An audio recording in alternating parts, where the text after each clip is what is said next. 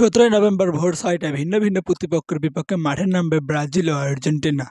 আর্জেন্টিনার প্রতিপক্ষ উরুগুয়ে। উরুগুয়ের চেয়ে শক্তিতে এগিয়ে আছে আর্জেন্টিনা।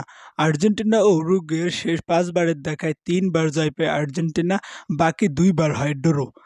উরুগুয়ে সহজ হলেও ছাড় দিয়ে খেলবে না আর্জেন্টিনা, কারণ এই উরুগুয়ে কিছুদিন আগে ব্রাজিলকে ২-০ গোলে হারিয়েছে।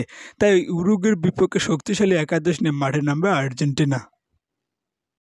আবার একই সময়ে লাতিন আমেরিকার আরেক জায়ান্ট ব্রাজিল মাঠে নামবে কলম্বিয়ার বিপক্ষে। এই ম্যাচে ব্রাজিলকে বেশ কঠিন পরীক্ষা দিতে হবে, কারণ তাদের ইনজুরির জন্য বেশ কিছু প্লেয়ার একাদশে জায়গা পায়নি। তাদের মধ্যে অন্যতম নেইমার ও ক্যাসিমিরো।